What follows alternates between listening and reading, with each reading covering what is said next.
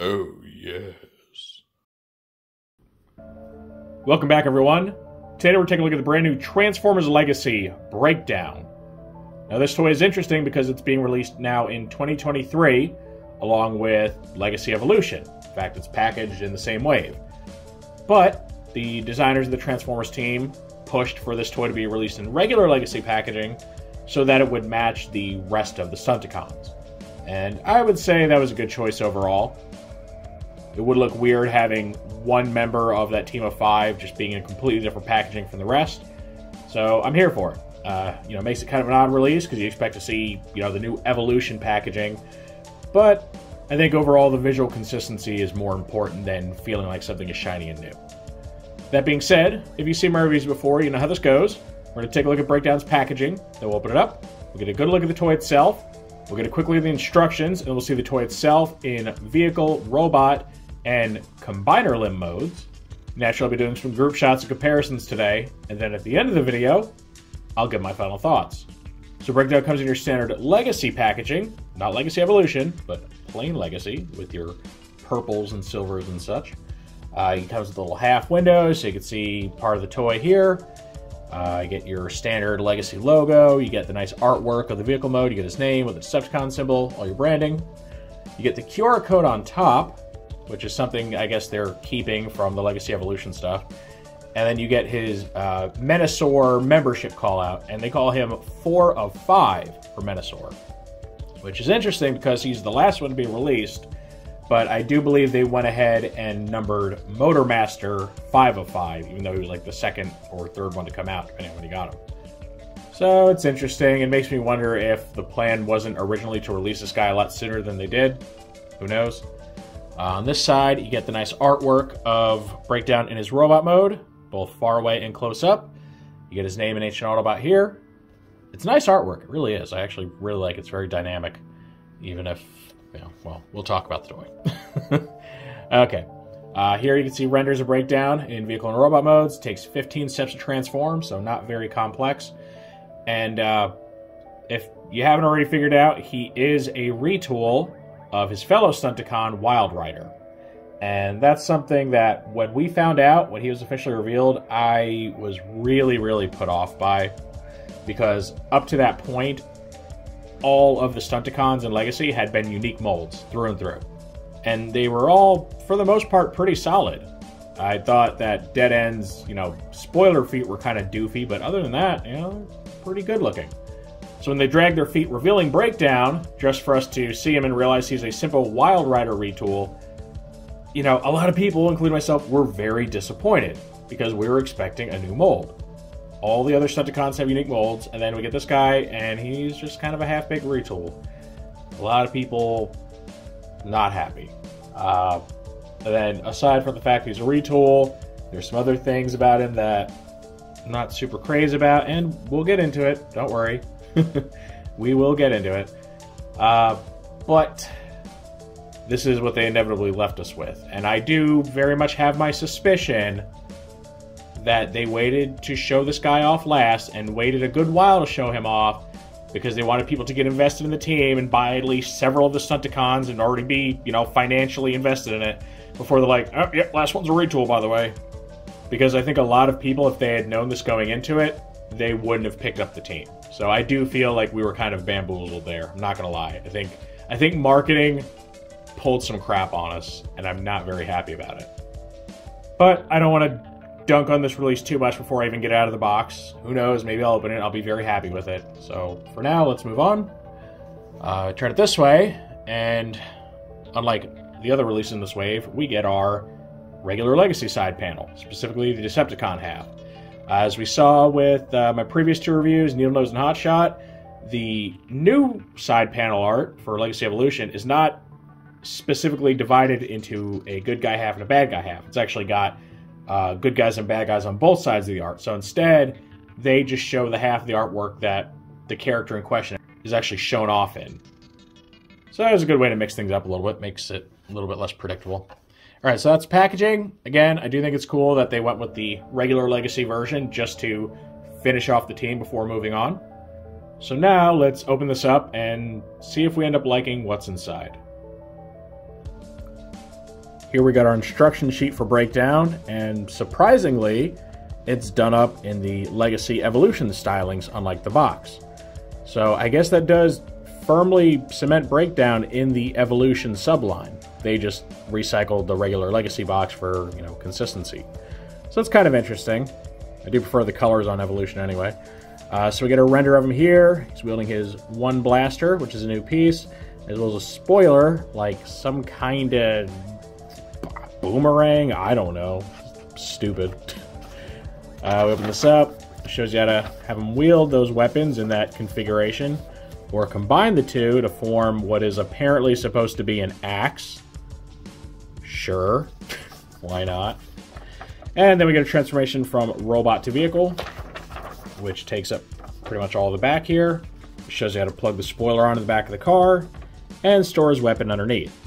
So they did, luckily, you know, update the instructions to show you what you need to do. The one thing they did leave off is how to put him in combine mode. So, yeah, cool. Now, granted, it's going to be the same way you do it for Wild Rider. So if you have Wild Rider already, it's presumed you would have those instructions. But either way, it's not a very complex transformation, so you know, we can make this work. All right, so that's the instructions. I would say it has everything you need, but it doesn't, because it leaves out the whole combiner gimmick, which for a guy that's specifically called as being part of Combiner, you would think that would be included. And now we get to see Breakdown's vehicle mode, and this thing, due to retooling, is some sort of junkyard monstrosity mashup of a Ferrari 308, pretty much everything from here forward, and a Lamborghini Countach, which is like everything from here back. I mean, it looks like a chop shop whore, it really does.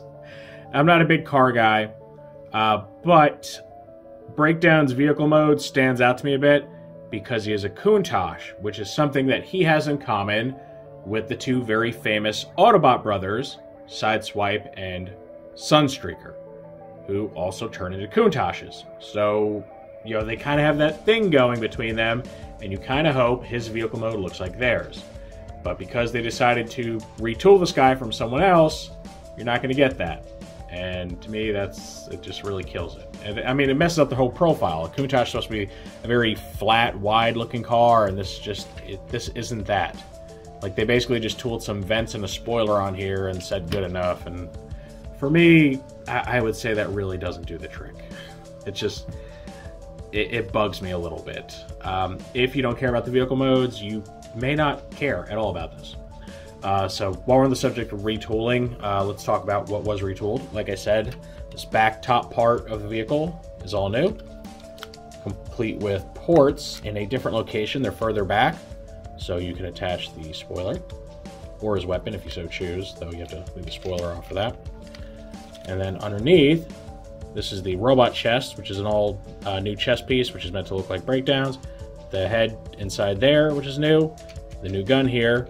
And then the feet, which are interesting because they're mostly the same piece, except they've engineered in these 5mm ports. And it actually seems to be a bit of a rush job, because if you look at the hexagon shape of the one over here, it's offset like this, instead of being straight like the other one. So it seems they really rushed the new tooling there, and it looks pretty sloppy. So, yeah, I mean, I gotta say, not very impressed.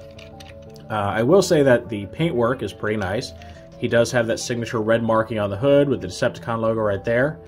He does have the roof painted over the clear plastic, which it's not perfectly color matched, but it does a lot better than, say, somebody like Hotshot, who I just reviewed prior to this.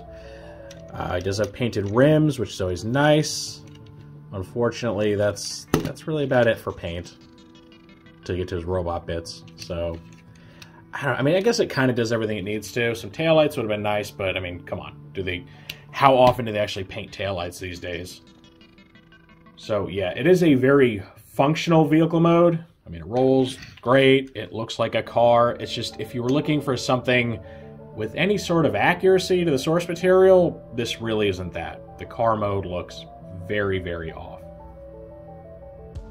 Here with him is his mold mate Wild Rider. And like I said, most of the tooling of the vehicle is the same, save for this back bit right here. He loses the two blasters that came with Wild Rider, because this one is completely different.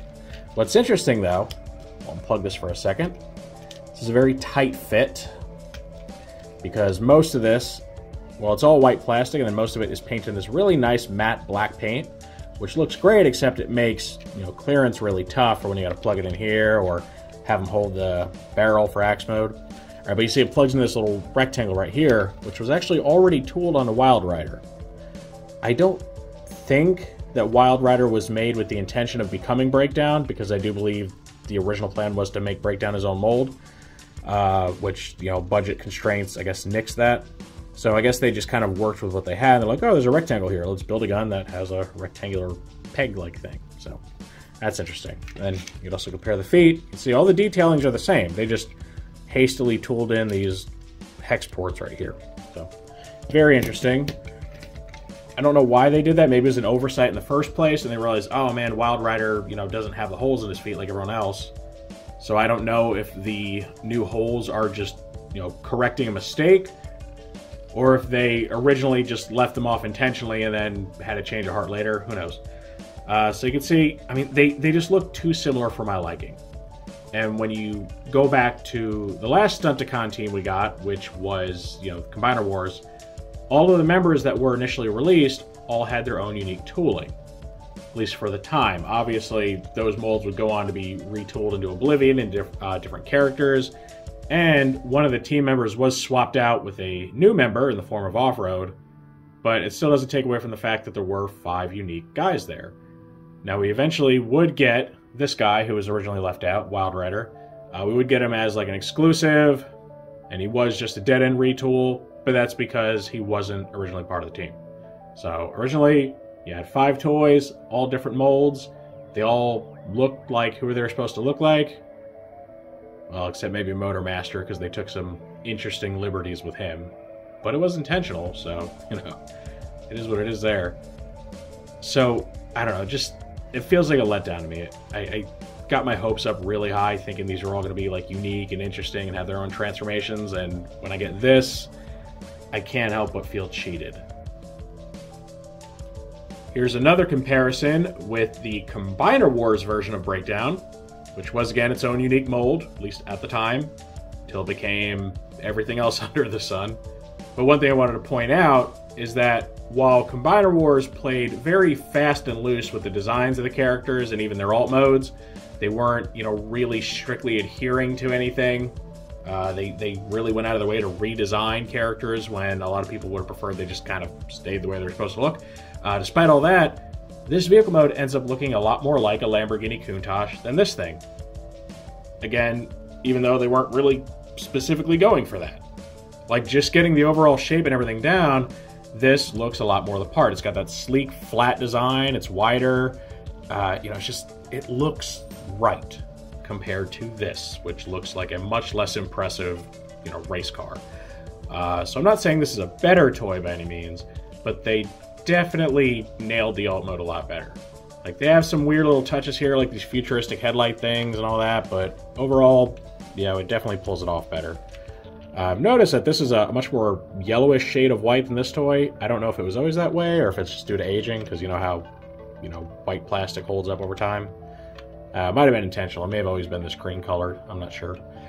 So yeah, I think as far as vehicle mode, the old one just wins out very easily. It looks a lot better. Even though the windows are just painted on and stuff, it just looks the part. It looks a lot more like Breakdown. And then for our last alt mode comparison, we're bringing in the Countach Bros from War for Cybertron. So we have our Earthrise Sunstreaker over here, and then our Kingdom Sideswipe over there. And these guys are supposed to be all the same model of car. Now, the specific stylings of the car are different, right? You got like the turbocharger version over here with some slightly different details. And I will point out that one inaccuracy that these two both share, these new toys, is that they are lacking spoilers. He at least has a spoiler, so I'll give him that. But as far as the overall design, the overall body, you can see it's a night and day difference between them. The biggest thing is, like, the Countaches, they had that like little bar like going across the window there. He doesn't have that at all, because again, it's just Wild Rider from here forward. So it's so disappointing, because, you know, when I heard we were getting Stunticons, I was really looking forward to having some nice group shots of these three like racing each other, but it's kind of ruined now because he's the wrong kind of car. Again, if you don't care about the alt mode, I'm probably just wasting my breath. And again, just as far as cars go, it's fine. It looks fine. It drives fine. You know, it's just kind of some made-up cross between two existing vehicles. If you're fine with that, maybe you just don't really care about any of this. In which case, you'll probably be a lot happier with this toy. But for me, knowing how iconic the alt modes are for these guys and how in sync they are, it's just a huge disappointment. And now, before we get to the robot mode, I wanted to get one nice group shot of all of the new Stunticons together, just cruising down the highway, tearing things up. So, of course, we have Breakdown. We get Drag Strip over here, Wild Rider, Dead End, and the leader of the group, Motormaster, being a big old scary semi-truck, who's part of a stunt vehicle team. Sure, why not? I'm sure they've used semis and like derbies and stuff before, so it kind of works. And I will say they do look nice together, especially if you're not aware of the fact that these two should look very different from one another, because they do kind of kill the variety, right? You get a big old semi, you get like a Formula One type racer here, like a little drag racer. You get a Ferrari here, you get more of a rounded vehicle, and then you get another Ferrari instead of something different. So, you know, it's a shame. This could have been an amazing, amazing shot with each character and each vehicle having its own unique personality, and didn't happen. But it's fine. It's still cool enough. You know, it's a great group shot and can make for a very, very cool, like, Cybertronian, you know, Waste Ray display or something. All right, now we finally get to see Breakdown in his robot mode. I didn't show the transformation because it's pretty much exactly the same as Wild Rider's. So if you want to see how that transformation works, just make sure to check out the Wild Rider video. You know, go ahead, tab out, look for that one, mine or somebody else's. But it's not an overly complex transformation anyway. If anything, it's just kind of a pain trying to get some clearance for like these tabs right here on the roof to get past this bit right here. But once you can work that in, you know, it's not too bad.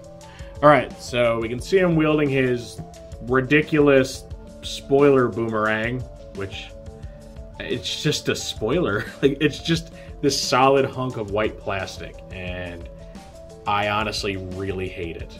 I do hate it with a passion. I really would have preferred if these had just been two separate pieces. Like, honestly, just cut it right in half right here. Just cut it in half. You know, it still uses two ports. It'll just stay on the backs of the legs. Or they could have just permanently molded it into the legs if they wanted to. Like, because the problem is, you either have to have him hold it like this, which looks silly to me. It looks like he's just holding a piece of a car part. Or you have to have it in the axe configuration. There's nowhere on his body that you can really store this that doesn't look silly because it's so big. Like, you can, I don't know, kinda, no, see, that didn't even work. There's no clearance, so you gotta, like, have it sticking out like this or something. It just looks bad. And I really would have preferred if they had just made it two pieces. Or made it a permanent part of the new molding here. Like, it just gets in the way. And I'll show you the axe mode, quote unquote. So you just take this, you have to hold the barrel like it's now the handle of an axe. Be careful because the barrel is painted. You may get some paint rubbing off. So you take that, you take this bad boy. I think you have the top one here, right? And look, it's an axe apparently, I guess.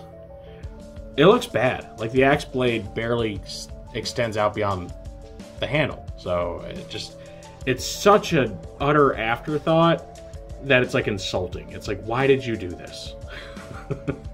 It looks, just leave it off.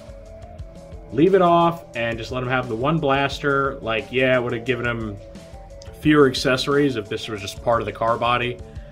But at least you wouldn't have this stupid piece of plastic that you have to do something with now. Otherwise, you know, we have to, I don't know, put it aside somewhere in storage and hope it doesn't get lost. So I'm not a fan of it.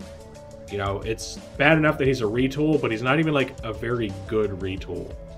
This spoiler seems like such an afterthought. I can't imagine this was always part of the plan to have it like this. Feels so tacked on there.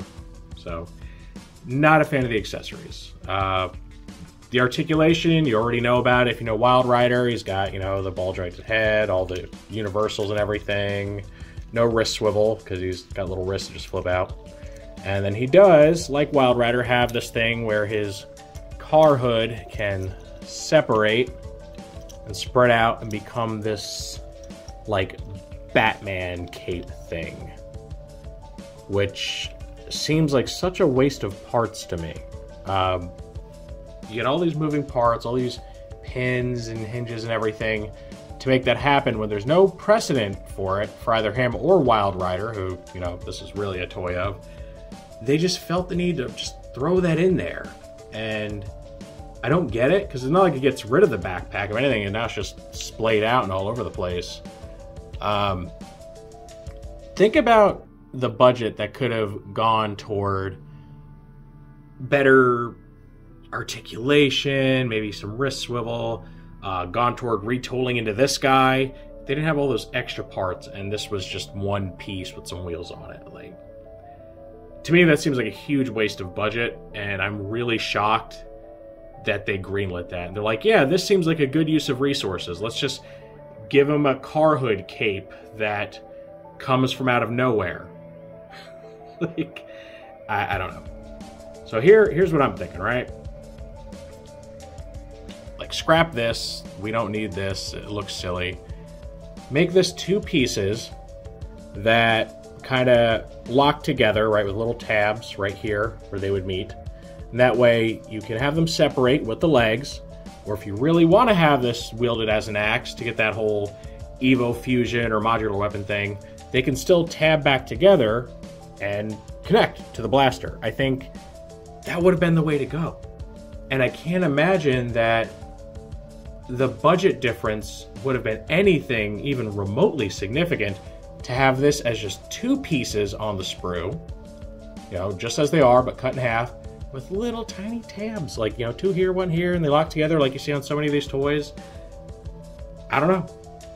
I don't get it. I don't know where the thinking was. This seems like such a rush job, and, it bothers me. Now, I will say, for the robot mode, for what it is, despite the inaccuracies in the tooling everywhere but his head, chest, and even the top of the pelvis region, which is funny because the bottom part is left unchanged, even though it's all one piece, but they changed this much.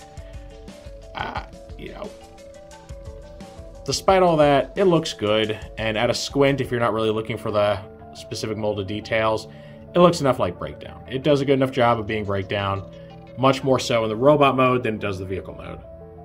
So the main body is more or less fine. I just wish the accessories were better, because I think they're just a joke. Here's another comparison with the originator of this mold, Wild Rider. And you can see, between the small molding changes and the color differences, they're different enough to believably be two different characters. Again, would have been 1,000 times better if this guy was his own mold. And I mean, let's talk about that, right? Because obviously, mold sharing is a cost-cutting measure, right? Plastic molds are expensive. They cost a lot of money to make. So before Hasbro or any toy company invests in one, they want to make sure they can recoup on their expenses. Totally get that. So typically, when they make a new mold of something, they're wanting to get at least one reuse out of that to help recoup their losses. Every Stunticon has a built-in recolor, right from day one, and that's their G2 counterpart. And we've already seen them start to go that route with the Velocitron Shadow Strip, which is just a new name for Generation 2 Drag Strip. So, and they've even talked about their hopes of, eventually releasing a full G2 Stunticon set, though the characters may have different identities now, which kind of works because, the G2 Stunticons never, appeared in fiction.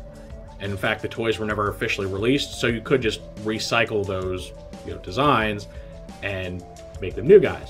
But you still get that mold use, and you don't even have to remold anything. You're just changing the plastic colors and the paint colors.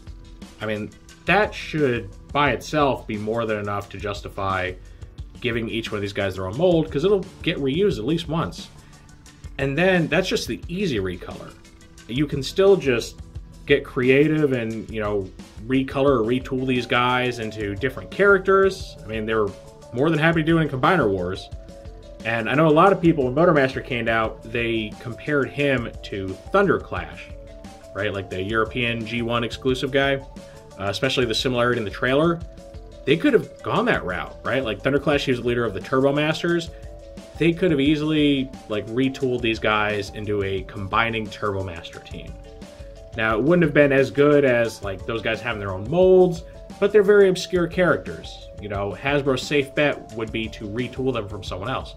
So bam, you already got like, you know, some alternate tooling just planned, ready to go for all these guys. Again, it's really weird they did it the way they did. And it seems like some really last-minute budget cuts on the corporate end that caused all this to happen. Which is a shame, because it would have been more than viable, in my opinion, to let Breakdown be his own character, because you could have gotten plenty of mileage out of that Breakdown mold. Heck, you could have made a combining version of Sideswipe or something. They were going to do that in Combiner Wars. They canceled it, but he was going to be part of, you know, another combiner. So I'd love to get a chance to just pick the brains of the designers and ask them why that couldn't be a reality, and instead we just get these twinsies here. Here's Combiner Wars Breakdown again, so we can compare his robot mode to the new one. And unlike the vehicle mode, where I felt this guy was the clear winner, this time, not so cut and dry. For one, he does get the honor of being his own mold, so he's designed from the ground up to be Breakdown, with potentially some small compromises made for the sake of retooling him later, but nothing obvious that I can see. All his details and everything, they just look like Breakdown. In fact, I think all the times he was reused as another character, they did some pretty extensive retooling to make things like the head and chest and all that look pretty different. So, yeah, I'm going to say he's, you know, a Breakdown original. He looks the way he's supposed to. Now, I won't say this is a really great figure. He has that weird hip thing that makes him kind of sway like this because of the way they designed the hips. Because they, you know, wanted all these guys to be fully functional limbs, but all have kind of unique transformations, and the way he accomplishes that is by having these kind of like drop down to extend for like the car mode or the arm mode. You know, it's not terrible, it just gives him this weird unsteadiness. And then there's also just the fact that it's a pretty outdated design by now, right? We've moved past using ball joints for everything, at least as far as the main Generations line. Your Kitty lines and even Studio Series are still very fond of the ball joints, which I wish they moved beyond that Studio Series. It kills me. So he is dated, but overall he's a pretty decent toy. He does have this weird weapon that, you know, it's a sword, but it's also a blaster. It's like the little barrel. You can use this as like the handle for the blaster. I don't use it just because this kind of has some clearance issues and it's really hard to get in and out of his fist, so I just default to the sword. He also has, you know, the classic hand-foot gun that was a staple of Combiner Wars.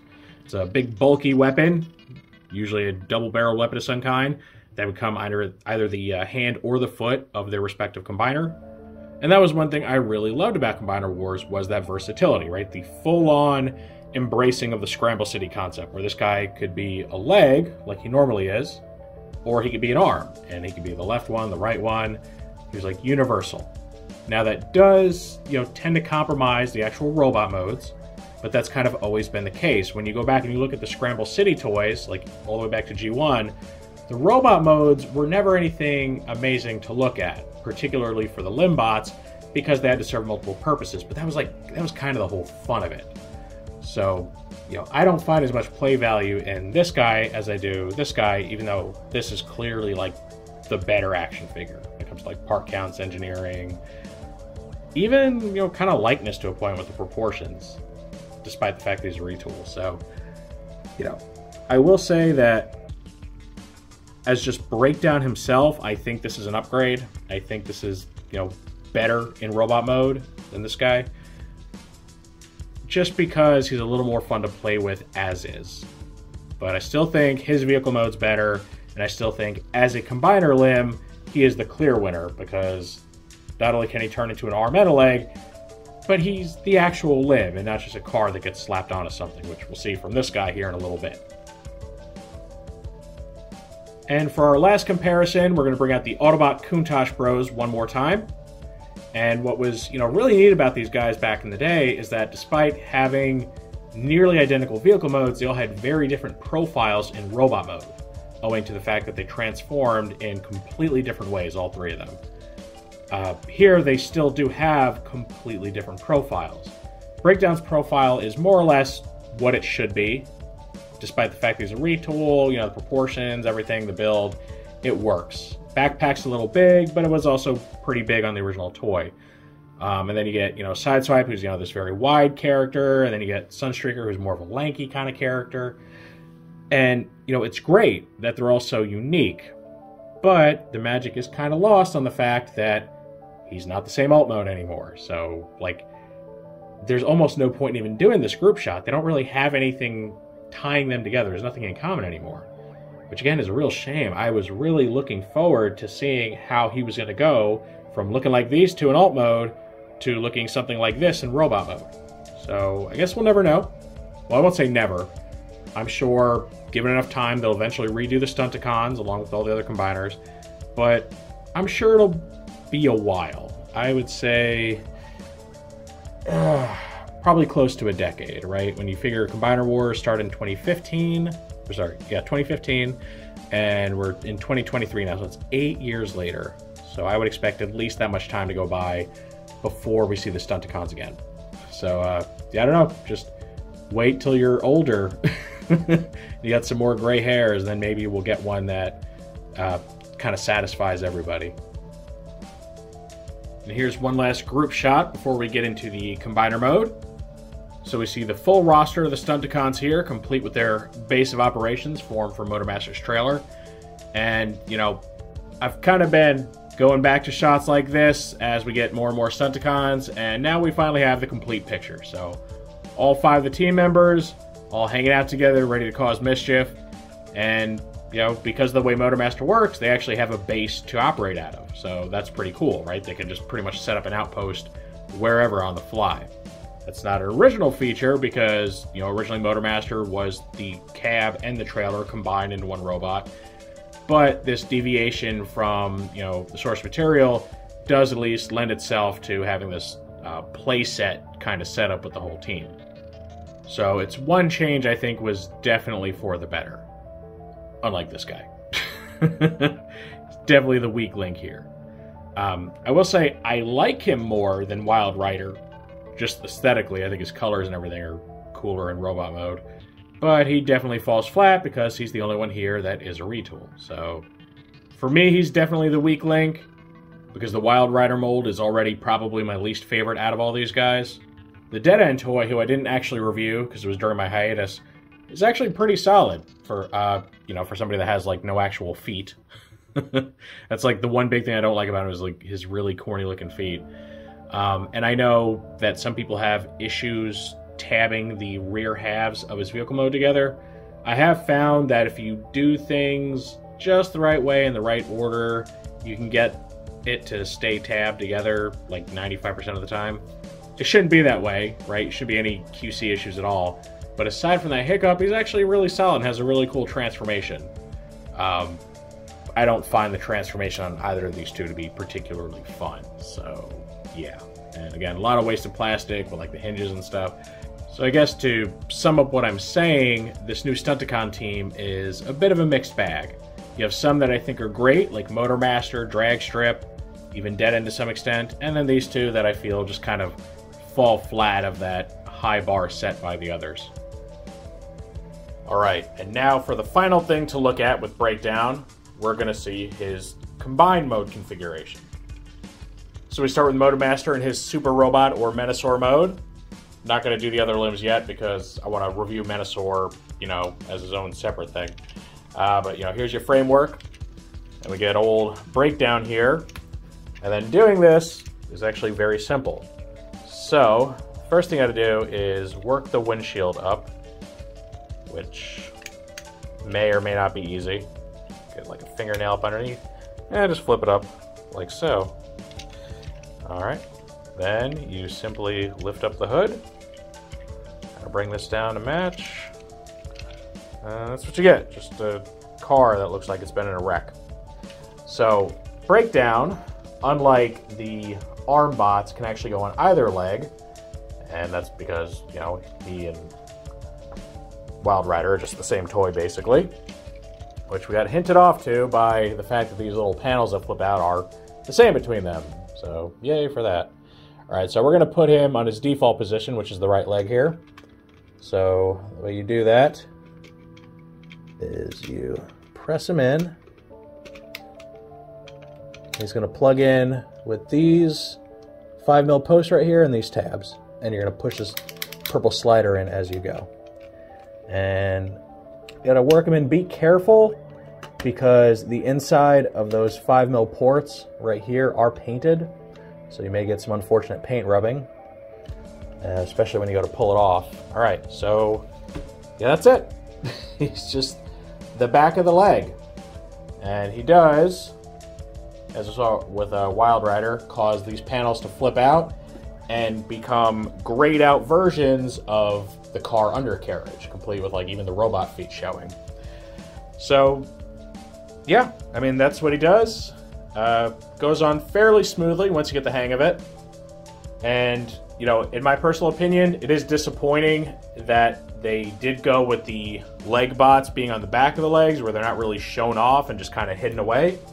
It makes for a cleaner looking Menasor, but then doesn't really give any sort of visual clues that he is a combiner made up of multiple bots or multiple vehicles.